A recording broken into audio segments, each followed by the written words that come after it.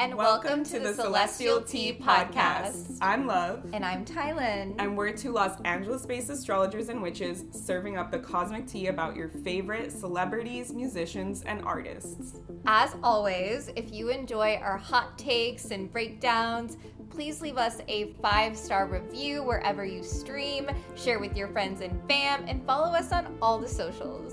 So if you're a pop culture baddie, tune in, get your cup of tea, and get ready to sip from the stars.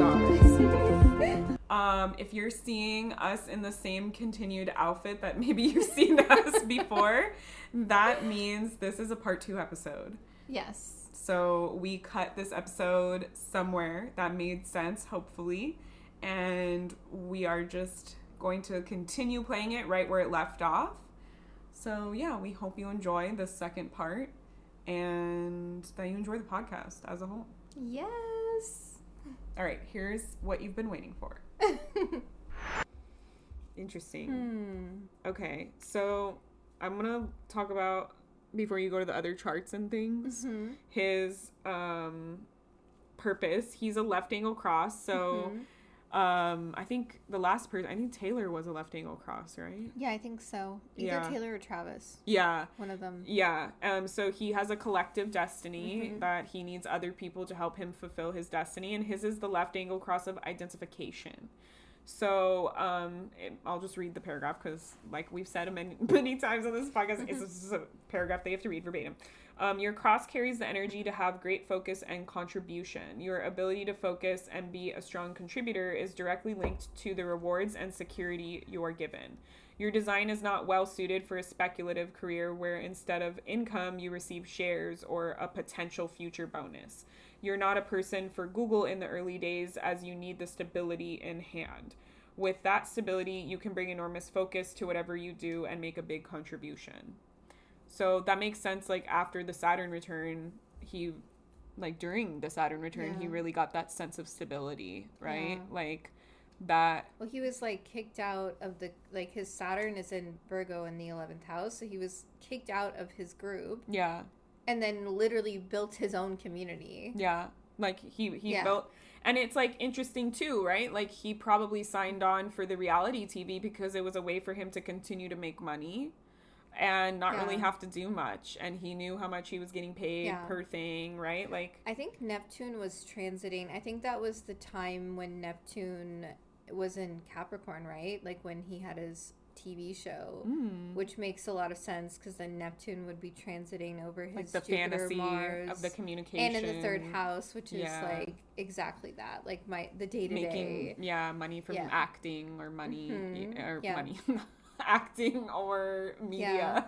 Exactly. Yeah. So he has that, and his main gene key is the Mountaineer. So it's very Capricorn moon vibes. So the Mountaineer is any obstacle I can overcome. I have focus, I have determination to make it happen. And the Mountaineer is able to make it happen by just putting one foot in front of the other, by taking things piece by piece, by breaking it down and making it surmountable, by making sure that they have all of their needs, all of, all the things that they need to ascend the mountain. Do we have our water? Do we have our ropes? Do we have our clips? Blah, blah, blah, all the things. And so they're able to really accomplish a lot and go for a lot. That's why they're saying you have the energy for great focus and contribution. You just need to know that you're going to have stability and you're going to have income and period, you'll do it. Yeah. That's pretty much what his left angle cross is. And because it's a left angle cross, it's all these other, his fans, right? We're paying him money. Yeah. We're buying his music. We're going to his concerts, right? So it's he's getting the stability from the collective destiny that he has. Yeah. That's so Saturn and on the MC. His big contribution, he ushered in a new genre of music. That's his big contribution. Which inspired a whole other generation. And all these subgenres of music, right? That's the big contribution with his enormous focus, right? I know it's kind of cosmically ironic because it's for much of that he wasn't technically focused because he was on drugs. Yeah. But he kept going. He, till his dying day, was doing music, was touring, right? Like, he was like, as long as I can, I'm going to. It's interesting, too, because I feel like with the Saturn return, we don't just have one, right? We can have up to 3 Saturn returns in our life. And I feel like by the time he was at his second one, it had a lot to do with health. Like, that's the Virgo piece. Yeah, for sure. Health, rituals, routines. But it's also how we are of service. And that is how he was of service to humanity, by cultivating that community. And he probably inspired so many souls to get sober. Like, I didn't even think about that until just now. Yeah. I just got hit with that of like, wow, how many souls were inspired to get sober watching Ozzy's journey get sober. Yeah, because he was open about it. He was honest about it. He struggled. Like, yeah. And I think, too, his music, right? Like, he has, like, the song, like, War Pigs keeps, like, he literally has a song about how stupid war is, you know? And how, like, people just die in masses. Like, so it's like, he contributed a lot for people. Yeah. He's kind of like the struggling artist, you know, like, in this. Like, he just was, like, sad, hurt, going through it, but then, like, pouring his heart out. Yes. That's what I mean by finding the beauty within the darkness. Like, pulling the beauty out of the darkness and creating something that other people can see themselves in, resonate with. Because it reflects back a piece of their own darkness. Yeah. And you want to know a really funny Sagittarius thing that happened to him? He said he was doing LSD and he saw a horse that told him to fuck off. That is too funny. That's so Sagittarius coded, I don't even know. I think that's...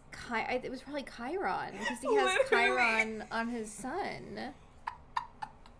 They're like, stop doing the drugs. Yeah, because Chiron is like, you're already wounded. Why do you keep wounding yourself more when... He stopped doing LSD after that.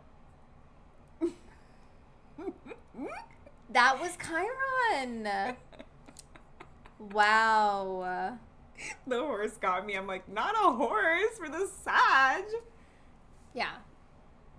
For those of you that don't know, Chiron is a centaur. So he's half horse, half human. And he's like the wounded healer, you know? So he's like, he's showing us where our biggest wound is in this life. And also what we're really good at helping others. Because it's like, our soul knows what our wound is and what we need to do. But as humans, we're like, and we don't do it anyways. And then that's why we're able to really help people. That's why the things you hate in others are the things that you like want to fix in yourself, or you hate in yourself type of energy, where it's like, I can so clearly see it and clock it because I carry that wound all the time. And I'm like hyper aware on like a soul or subconscious level for some people. And that's why I'm able to help you, because this wisdom like wants to come through me, but I'm just like unwilling to look at it unless it's like someone else. Yeah, it's like the wound that never stops unraveling. There's all I hear the exhaustion layers. in your voice. You're like, girl, I'm so done with my Chiron. Yeah, no, it makes sense. I actually have Chiron placed in his like preferred house. I have Chiron in Leo in the 6th house, which is the house of healing. So that's why I do my healing work. I just think that doing this podcast and being on social media and sharing my gifts, like that's the way that I heal with my Chiron. Yeah. Mine's kind of similar because I have Virgo Chiron, which is the healer. So that's Chiron's preferred sign is Virgo. And then I have Chiron. Something good. And it's in my 10th house of career and legacy. So it's like I help people with their legacy. I help them step into themselves and what they're here to do. Yes. And I need to take up more space. And I need to heal about stepping into the spotlight. Embodying that teacher, healer frequency in your career. Yeah. It's like how I embody that teacher, healer frequency in your day-to-day. In my work kind of in your career too. Yes, because your 6th house is your work. It's how you are service. Your job, quote unquote. Yes. Yeah. Which your job is your career. Exactly. Like, you're one of those people that's been able to do that. That's what temple radiance really is all about. And that's the Leo energy, the radiance. Helping people really go to the depths. Like, that's why the owl is on my logo, is to see into the depths of the shadows and go to those places to heal. It's not just love and light. Like, you experience true radiance when you go to the depths. Yeah. But that's what I support people with. Like, yeah. Yeah. So, yeah, let's talk about his most iconic moment. Yeah. Like, what gave him the fame that now we all know his name. Do you remember that moment? The bat? Yes. Ripping. He literally was on stage and, like, took a live bat and was like ripped his head and like, spit it out. That is wild. He's done it to the dove too. It's not the first. Yeah. He's done it he did it like every show until he couldn't or something. He did it more than one time. But this first time, Googling it, it was January 20th, 1982. So this is really interesting because so some of the things that were transiting, right? Jupiter transiting over his natal Venus in his first house. So anytime we have transiting Jupiter over your natal Venus, these are what astrologers call the two great benefics. So the two supportive planets. And the good energies. Exactly. So Jupiter transiting conjunct your natal Venus is oftentimes a symbol of a blessing in some way. And for him, with his Venus placement conjunct Scorpio. His ascendant, it's literally a blessing over his essence, who he is. Whoa, so okay, so what if ripping the bat was like a blood ritual that he did? Like a sacrifice ritual? It definitely could be, because but without knowing. His soul, or maybe he didn't know. Again, having the South Node in Scorpio in his first house, he's had many lifetimes understanding the realms of the occult and the mystery. Yeah. Like, this is not his first lifetime embodying the Prince of Darkness. And there's so many people there with their energy, all giving their energy to him, and then he's doing that sacrifice. That's very powerful. Intuitively, as a ritual. I feel like he's not done with his soul incarnation. I feel like he has a lot more lessons to learn here on the earthly plane. So he's going to come back. Yes, and he is going to still have that same level of the deeper understanding of those occult mysteries, but I think what's also present there is all of the guilt, because when we think about ancient rituals, and I remember this so vividly being a Mayan medicine woman, and in that lifetime there were horrific sacrifices made to the gods, and that was how we would practice divination. It wasn't like we would read the tarot. No, it's we like would cut open the animal, and look then at its guts. Exactly. And so I think that there's a level of like guilt there that's also present in what it takes to fully say, like, yeah, I am embodying this ritual. So I think it was an unconscious thing, but for sure I can feel that. Yeah, that's kind of wild though. Like, he I wonder what god he sacrificed to. Well,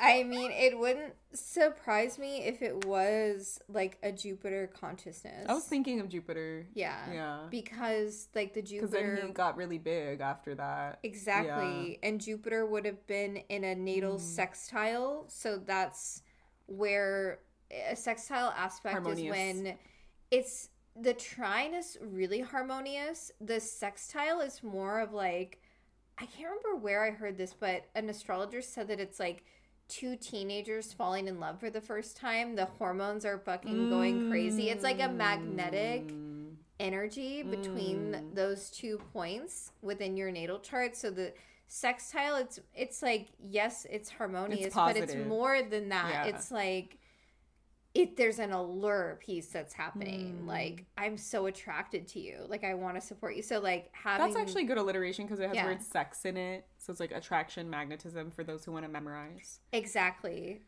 So that's an interesting point, because then his natal Jupiter would have been in a sextile to the transiting Jupiter at that moment.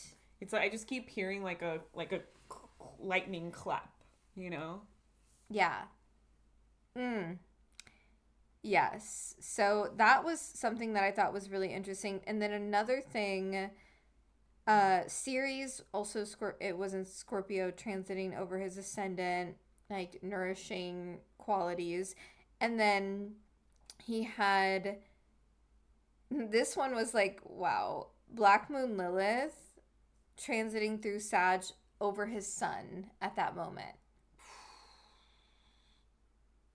That's intense. That's what I'm saying. Chills. I feel like Lilith inspired that moment of like, if you do this thing right here and right now, this is what's going to create your legacy. That's the second house, full-bodied purpose. And you know what? That's very true Lilith fashion, because he was... all the religious people were like against him, and they like claimed that he was like a proponent of like Satanism and things like that. And it's like, like in media, it's like any press is good press, right? It's like if all the fucking organizations are talking about you, kids are interested. They're like, why is he so bad? I want to hear it, you know? Like people are, especially metal, it's like it makes you, it's like, I'm gonna go harder, you know? Like they're like, hell yeah, I'm not super religious either, I'm gonna dive into this. Yeah. That's wild. Isn't that's the one that I was like, whoa. Yeah, because Lilith is like, for those who don't know, like her story is about like authority and freedom and empowerment. So it's like interesting that it's like the system, the church, the religion was like against because of that action. Yeah. Like being persecuted energy. Yeah, exactly. Lilith is like our raw, most wild, untamed, just fully embodied in that essence of wildness, like that, literally like savage, like primal, which is literally like killing an animal with your mouth. How much more primal can you get than that, dude? Yeah. Jesus. And then also during this time, this is another interesting astrology piece. Saturn and Pluto were making their conjunction in Libra at that time. So it wasn't an exact conjunction, but it was still a conjunction that was happening. So, and it's funny too, because to go on with this, he has 6 channels in his human design, and one of them is the channel of struggle. So it's basically about struggling against the status quo for what you believe in. And so it's like he literally was against the status quo. He was like occult and like evil and darkness and all these other, you know, whatever you want to call them. And so it's like there's these people are supposed to be stubborn in order to stay true to what they want to create. Like he literally did that. Even with his addiction, he was like, fuck it for so long, you know? Yeah. And that kind of like catapulted him too. Yeah, so, and it says people who have this gate might fear death and running out of time. But that fear is what gives them the motivation to live their life to the fullest and gives them, like, their life meaning. So it's, like, literally that. Yeah. Literally so crazy. Wow. Yeah. I feel like that's also a Sagittarius quality, though, of like the experience of the deeper meaning. Yeah, and this also is the channel that I think Taylor Swift had, because it says you thrive when you push yourself physically, strenuous. And she's a Sag sun too. Interesting. Well, human design pulls from astrology. Yeah. So like the gene keys will be in certain the same way the astrology has like the wheel of the year, the gene keys have a wheel of the year. So they will be in certain zodiac signs only. Interesting. Yeah. So, but yeah, the pushing yourself physically, like we saw that with like Taylor being a projector and projectors having limited energy, but then her being so energetic and like her performances and how much she puts out. This more is like pushing yourself physically is like with his addiction, like just going balls to the wall, pushing yourself physically. He's thriving in that because of this gate that he has. Yes. And it's in the spleen and the root. So the spleen rules over instinctual knowing. So it's like he probably knew Yeah. Maybe, I don't know. I feel like I'm probably shooting myself in the foot by saying this, but like maybe he knew when to stop. Maybe he knew when the limit was, because he said, I thought I was going to die 1,000 times, but I didn't. So. Yeah. Because his soul knows what that feels like to have died 1,000 times. Yeah. And have been in the realms of destruction and the rebirth. That's anyone that has Scorpio South Node. And like, it makes sense what that feels like. too, like why his sexual assault in early life caused him to want to commit suicide, because it's like he was pushed physically to his extreme, but not in his consent, and that probably was like really hard for him to come to terms with. Yeah.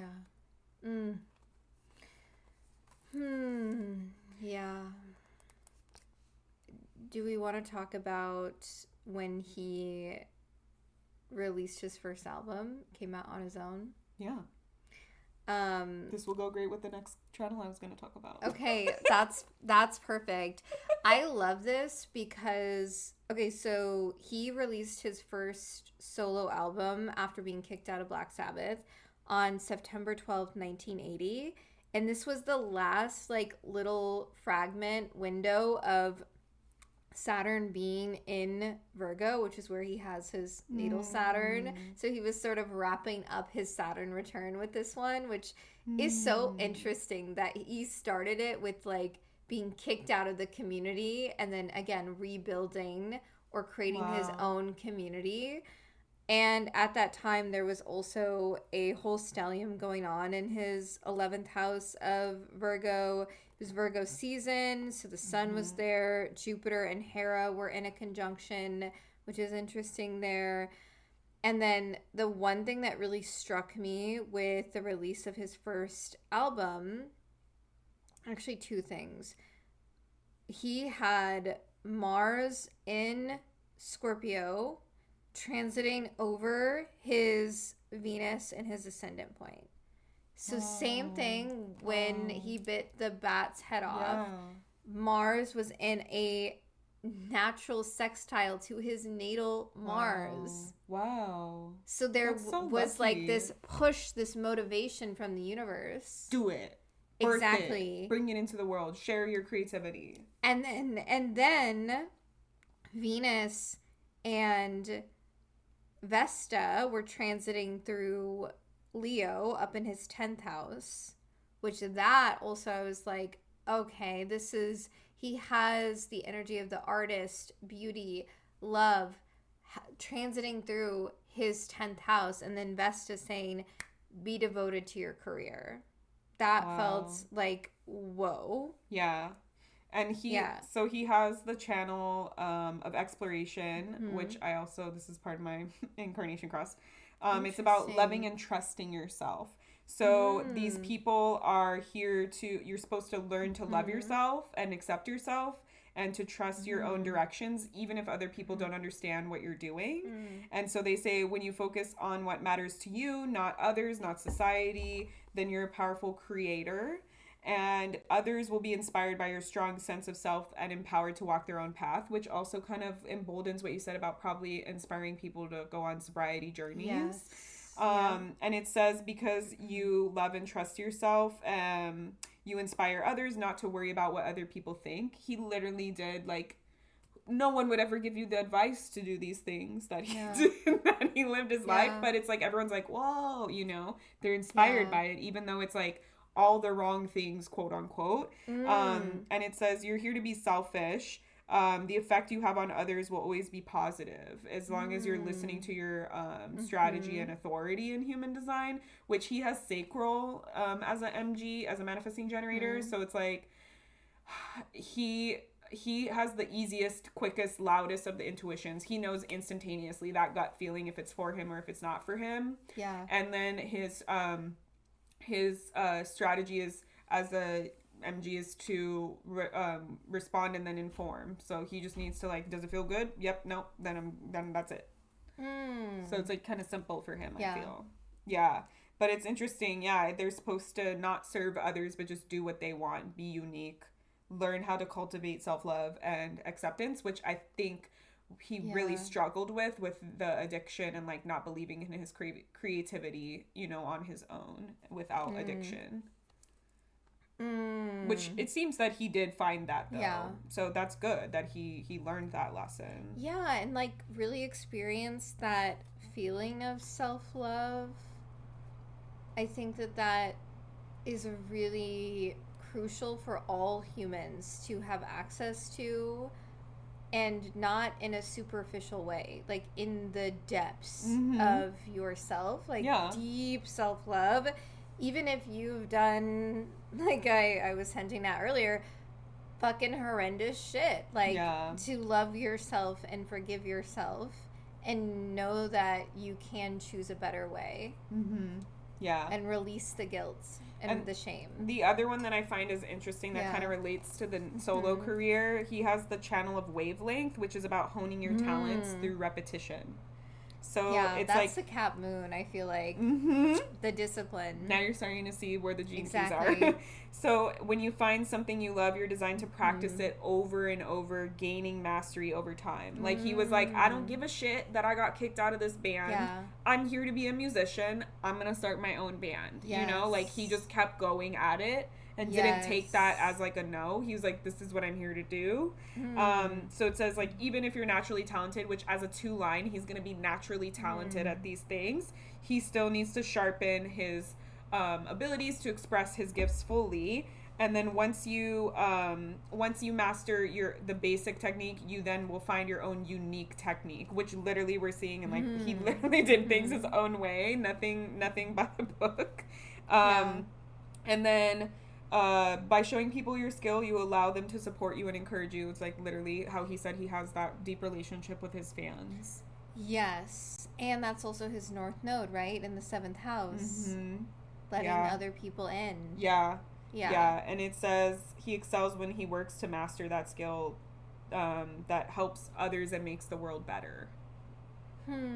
Which we argued already. Metal makes the world better. Yeah. He brought that into the world. 100%. Fight us on that if you don't think that that's true. Fight us in the mosh pit. Like my Aries sun, your Aries moon will come the fuck out. Literally, dude.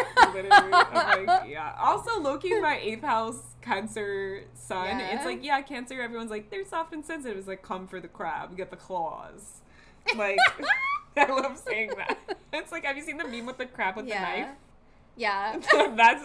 It's like, so interesting, like, out of the water signs, Cancer and Scorpio are the only two that have something to defend themselves with. Yeah. Scorpio is, like, obviously fucking hella destructive with the scorpionic sting, but Cancer can still defend itself. So grab your ass. Pisces rising. Like, what fucking It's like Magic Carp. It's because it's like the water that is connected to fucking everything. The oneness. I mean, I guess it's in the artistry, or like you could go in their dreams and get them, or like you could publish some really like hateful artistry about them. I don't know. But my Aries sun will come for you. The ram.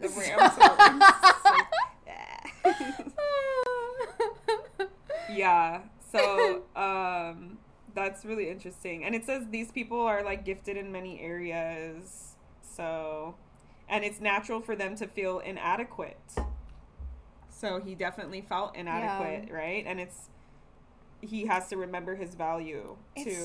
It's so interesting, the South Node on his Venus. It's like having all these lifetimes being the artist. I wish he consulted an astrologer earlier in life. But maybe he wouldn't have been so famous. Maybe he did, because Scorpio risings are drawn to the occult. So in some ways. So that's true. Maybe he did, and maybe he was like maybe scared of it, or like thought it was bullshit. So.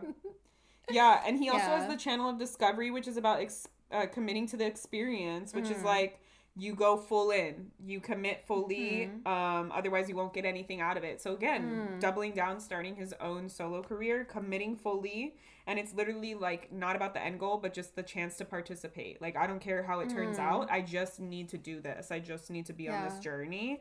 And a lot of the time these people won't know why they're doing what they're doing until the end. So they need to like release all expectations, and you never know what you'll find, but you'll be happy you did it. And I feel like he kind of like had that. Yeah. I actually feel like he kind of saw quote unquote the end already, because his legacy is so permeating like already. Like before he even passed away, everybody fucking knows who Ozzy Osbourne is in some capacity, you know? Like he birthed he helped birth a genre. Like everyone knows that. Yeah, you know? You've at least heard Crazy Train. Literally. At least. Like I'm not Bark I at would not the Moon, consider myself War a Pigs, fan, but at least Mr. Crowley. Like there's a lot of famous ones that like a lot of people will know. Yeah, Josh has been loving The Road to Nowhere. Like I keep hearing him like stimming over that song. You're like, enough with the Ozzy.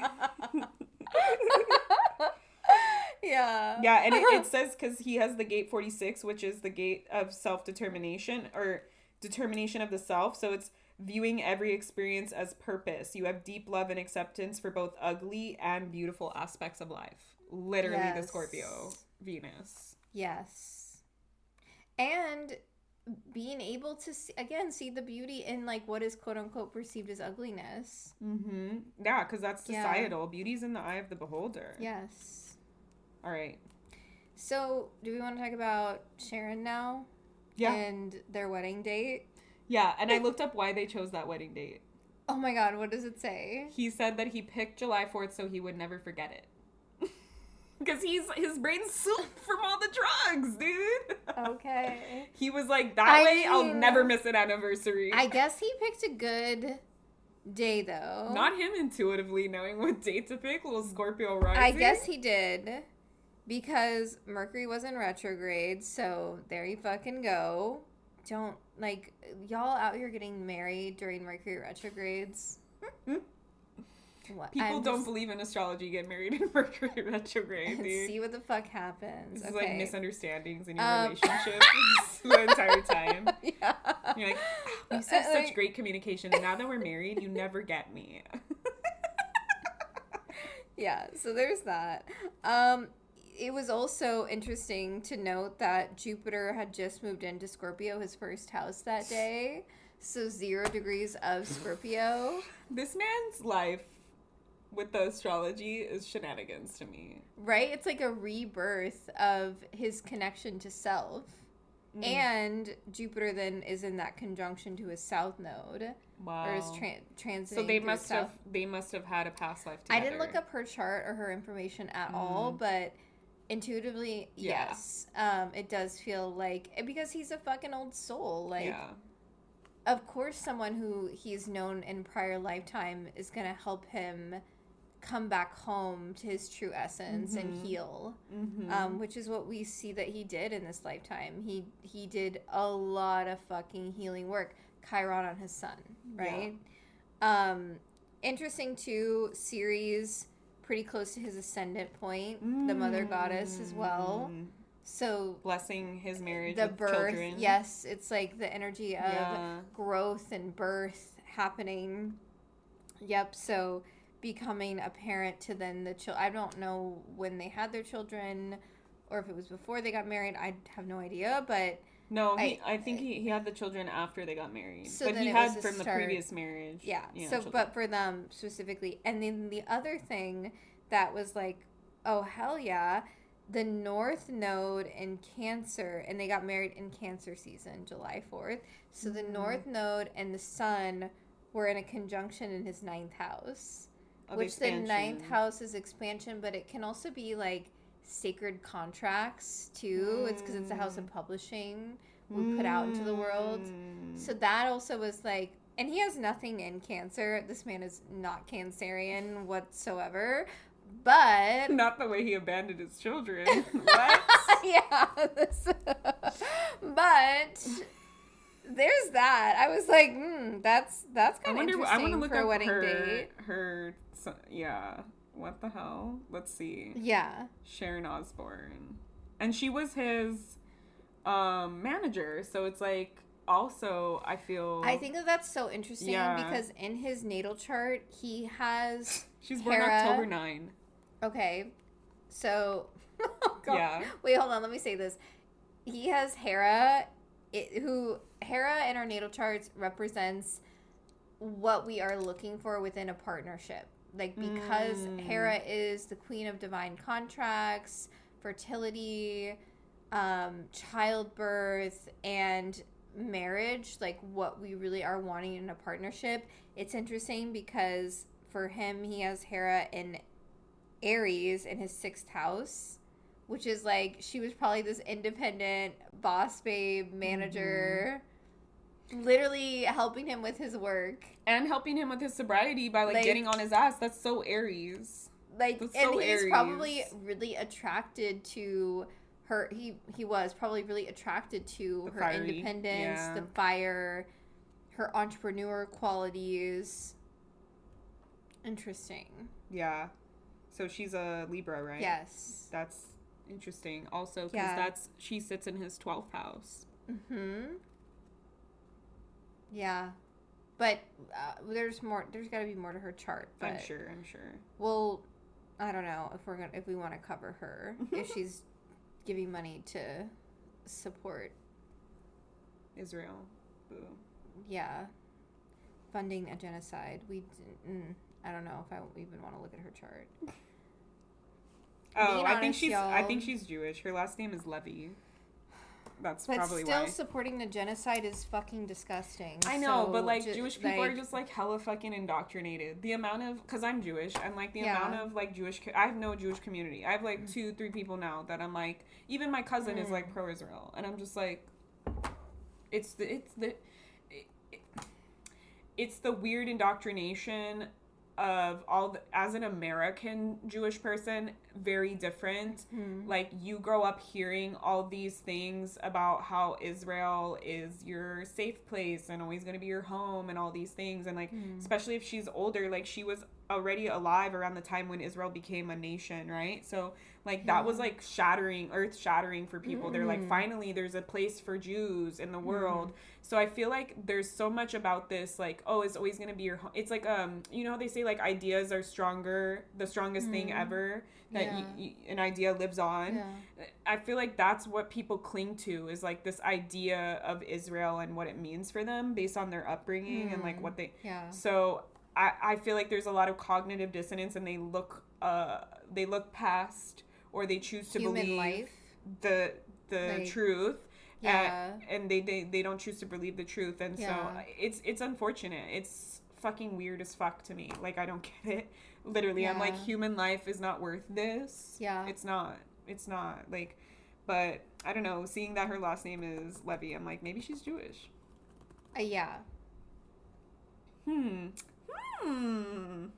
So there's that. But I mean, how many celebrities are funding this? You know, that's also another thing, is like the media and the government. It's all like, they're all wrapped up in it. They're all fucking wrapped up in that bitch.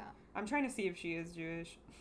I mean, that's why we decided, we were talking about doing the Freakier Friday, because that movie was coming out in August, and I didn't know about Jamie Lee Curtis, like, openly being a Zionist. So I was like, you know, let's maybe not look at her chart. So I don't know if I want to look at her chart. Yeah, she's quoted as saying they would beat the shit out of each other physically. So you were talking about the abuse that he has. Yeah. Damn. Yeah. He knocked out her front teeth. They don't have any of this on his Wikipedia, but they have this on her Wikipedia. I was like searching the whole time to find the abuse stuff. Nothing. Okay, but he like did something also like super horrific to animals. That wasn't in his Wikipedia. I mean, I didn't read the entire thing, but like that like was really heartbreaking for me to learn about him. I'm like, ooh.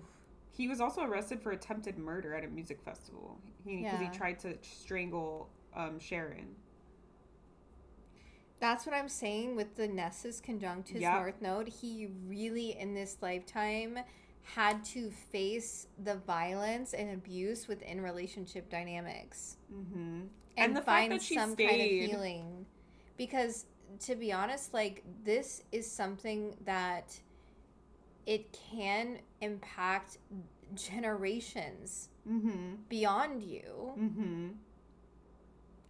Like, that's also, it goes along with the cycle of abuse. Yeah. So for him to confront it and do the healing work, mm-hmm. hopefully we see that reflected back in his lineage. Yeah, I don't know. I don't know anything about his kids or who his kids are or what his kids are up to, but yeah, and she also tried to commit suicide after learning of his 4-year affair. Oh, that's that arrows on. I feel like if you have arrows hairdresser on your ascendant, if you are not tapped into your erotic like quality, then you're gonna go anywhere you can to fulfill that. Yeah. I know Kelly Osbourne. I only know like the two, Jack and Kelly, because they were like the ones that were really out there on the TV show and like in the public eye. Like, I know Kelly Osbourne, she went into like the fashion industry and she was like shit on for being fat, like her entire, because she was like chubby or whatever, like in the TV show that they had, and like she just got like the worst fucking reception about her body. They just like picked apart her body like all the time, and then she like lost weight and like had this whole like rebirth thing or whatever, and she actually has his jawline, which is interesting. And then I think, like, Jack, he was very alt and like, different. Obviously, he was a big catalyst for ending the cycle with his dad, right? By giving him that ultimatum. Didn't one of them date? Because this is why Josh was telling me that, like, the Used wouldn't be a thing without Ozzy Osbourne. Like, Bert, the lead singer of the Used, dated one of his kids. Maybe her, I don't know. And I guess he was on the show. And Bert himself also used to have addiction issues and struggle with that, so yeah, it was Kelly. Yeah. In 2003, brief and featured on the TV show. Well, thank you, Ozzy, for allowing the Used to blow up as much as they did, because they helped heal my childhood experience. Like, I don't know what I would do without the Used. Yeah. My little self. So. Jack seems like a good guy. He pursued career in fitness and a travel reporter. Because he was the one that really laid the ultimatum down for his dad, right? Yeah. Yeah, he was part of the BBC Saving Planet Earth. Interesting. Yeah, they had their own spin-off show, too. Okay, so we have 2 more gates to get through, and I think we're doing we did cover, there's one more thing we're covering, right? I did pull up the chart of his death. Yes. Okay, do we want to go into it? Okay. I don't know. Is this too, like, spicy? No. For the celestial tea? Okay. I have an 8th house sun and a 12th house literally, north node. my, like, ruling planet, Jupiter in the 8th. Okay. So he has the channel of surrender, the instinctual selling channel, which we saw with Taylor Swift as well. So it's knowing how to naturally talk to people, to explain something, to sell an idea to someone, trusting your instincts in communication with others, because you can be naturally attuned to what they want to hear, which makes you a great performer, right? Like, they're probably like the live shows for both Taylor Swift and for Ozzy Osbourne, people are probably like, they're speaking right to me, you know, type of energy. Yeah. And it's okay. They're saying, like, you can basically sell whatever it is as long as you believe in it, like having an end goal to reaching out to someone, to achieving a deal or something like that. Good at recommending things and working more efficiently than most people. Finding a way to be paid passively for working very few hours, which is like album sales, record sales, t-shirt sales, like those are all passive income pieces for these types of people. As well as the reality show, right? Like the syndication. I don't know if they got into syndication, but it's like you get like the checks every time it's aired, and literally I feel like it was kind of, in a weird sense, passive income to him, because it's like he was just doing his regular life, and then he was making money by just being filmed in his regular life. Yeah. And then the last channel that he has, you're really gonna love this one, the channel of preservation, which is nurturing the next generation.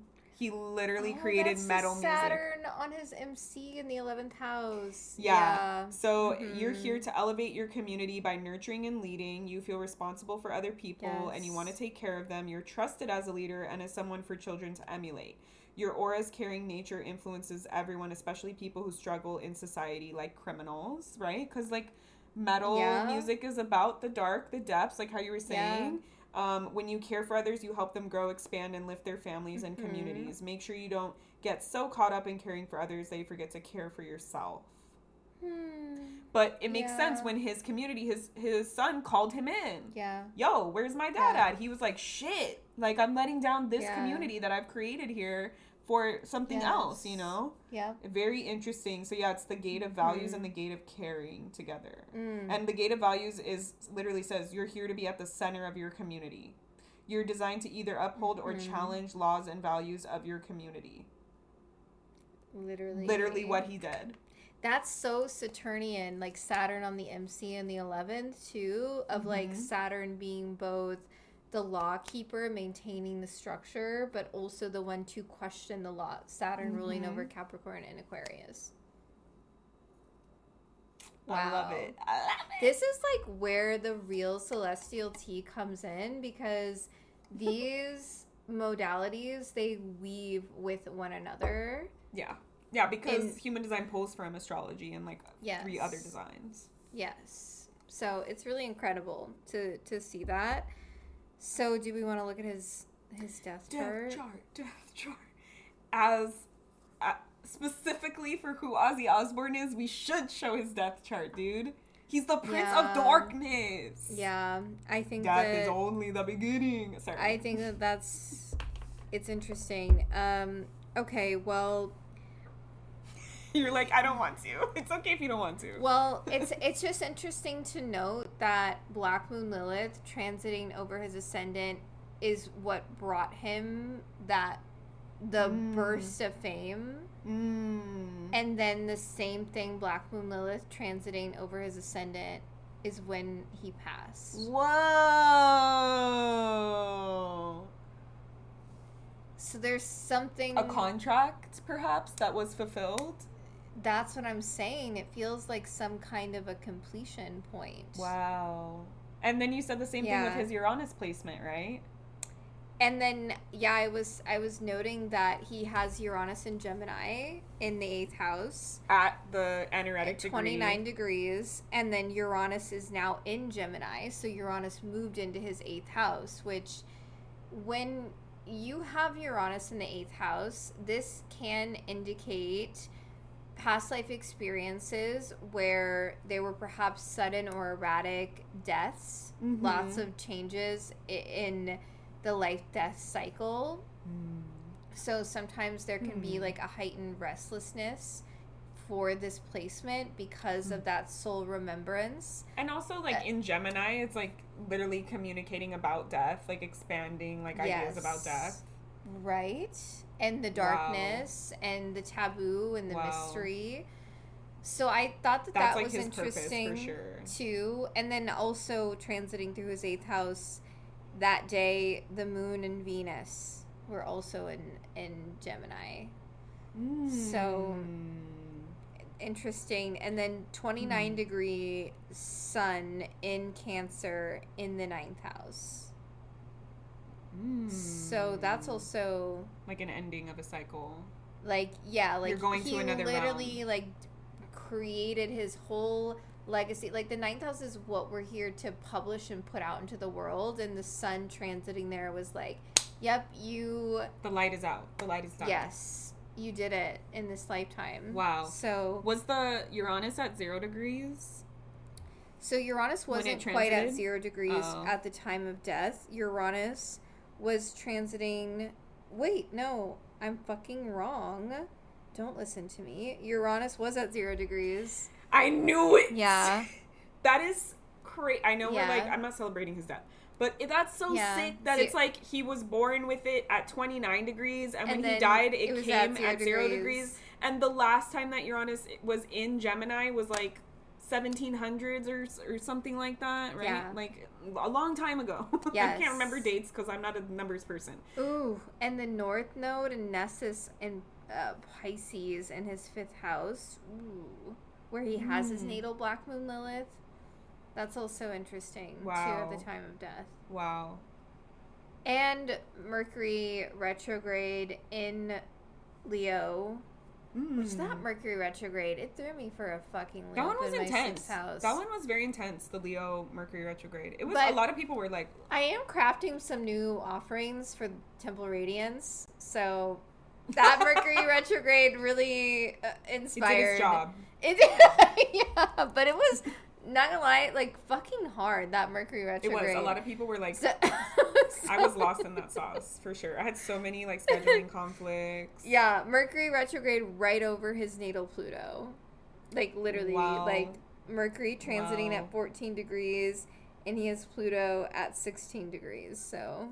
Yeah, I feel like it's so much of this, like, ending, closing. Like, I just keep seeing, like, pulling away. Like, it's done. Like, I just keep seeing all these visuals about that. And Pluto in his 4th house, transiting through his 4th house. Of family. Yeah. Death, and transformation. Yeah. Wow. There's so many signs that he was fated to die on that day, perhaps. Maybe, I mean... Do you think if you saw that before he died, like if you were looking like at the year ahead or something, if you would think like, oh shit, like this is a crazy day for you?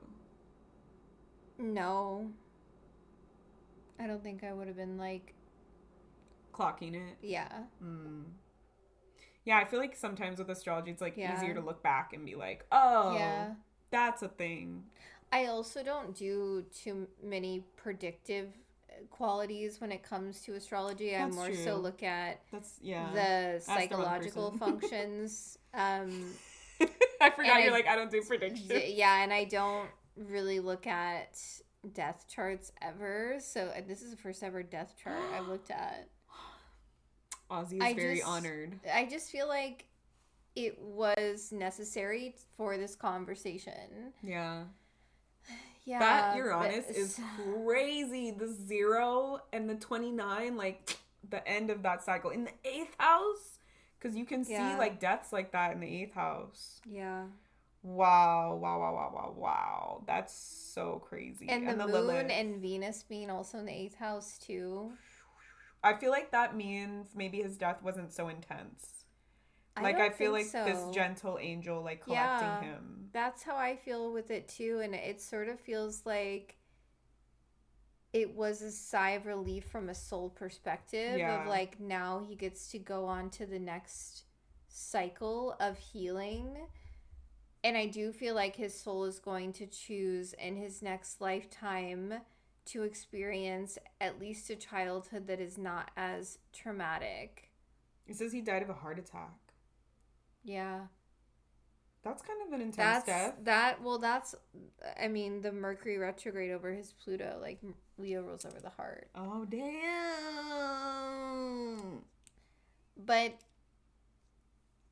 was he in pain? I don't know. I feel like he was someone that was so easily able to disassociate, and I feel like in that moment his spirit probably really easily and quickly left his body because he's had so much addiction being able to practice that. But it says he had coronary artery disease, so that he's probably been dealing with that for some time, and that's also the like Uranus piece around Uranus ruling over the nervous system, like literally getting all of the blood flow. Damn. Yeah.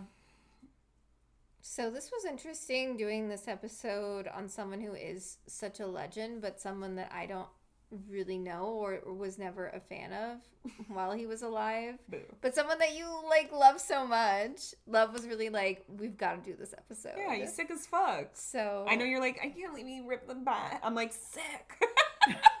No, it's more so the abuse and the... That's like 1/3 of the serial killer of thing. The animals, like harming animals when you're young. That's like what is it? The horrendous. Donaldson triangle or something? Yeah. It's the psychological makings of a serial killer. I listen to a lot of true crime. I wonder if serial killers, if a lot of them have like Scorpio Sag energy. Do you know? Or Scorpio Sag Gemini. Feels like they've actually done, at least for the sun signs, they've done like the the most common signs as serial killers. Okay, what are there? I feel like it's Scorpio, Sag, Gemini, Virgo. Nope. Am I wrong? Okay, so we're professional yappers. That's why we have a podcast. Yes. So sometimes that means that the episode goes on for like over 2 hours.